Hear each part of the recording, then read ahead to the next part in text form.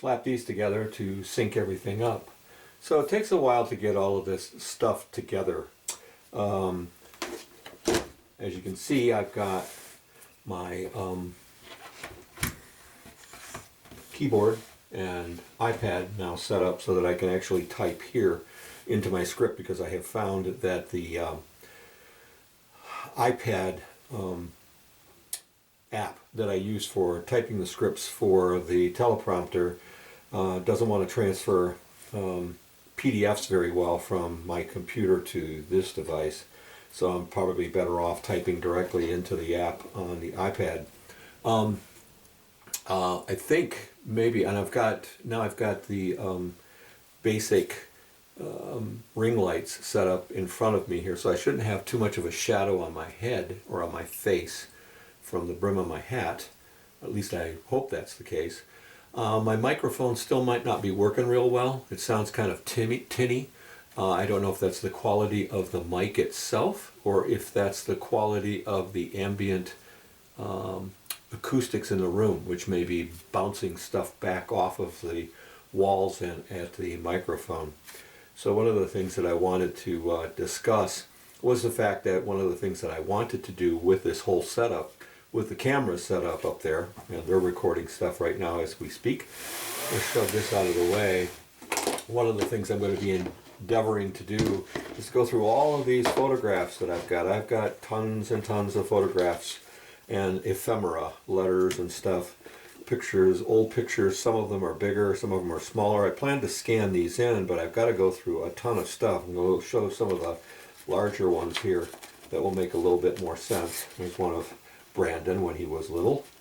I also have pictures of my maternal grandparents. That's my grandfather on my mom's side, and his second wife, not my actual maternal grandmother who passed away when my mom was about 8.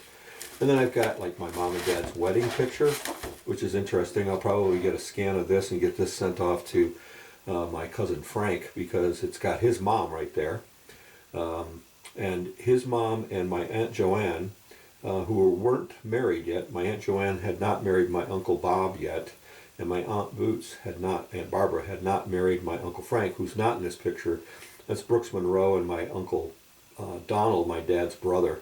And then my mom and dad, and then this is Brooks's wife, Donna, who was the matron of honor for the thing. My mom very carefully wrote all of the instructions on the back, the date, and who was in the wedding party, and whether or not they were married yet.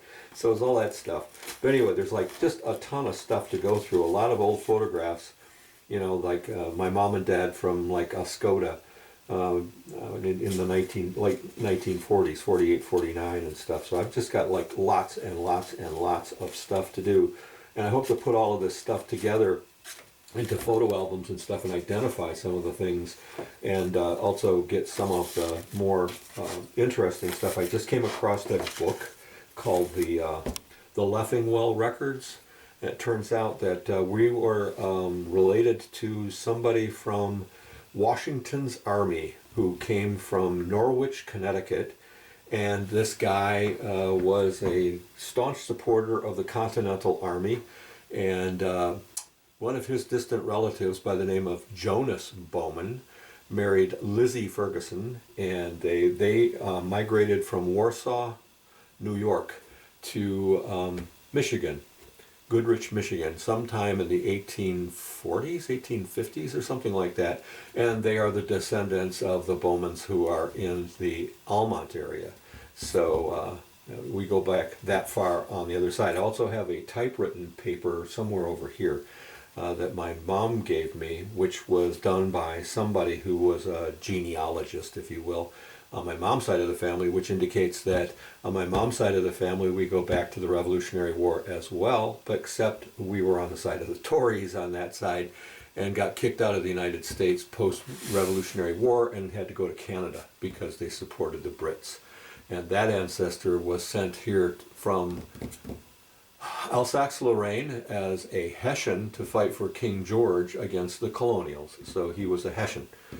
So there we have both sides of the family. Anyway, I just wanted to go over that really quick and kind of do this as a demo to see how the lighting is progressing and the microphone.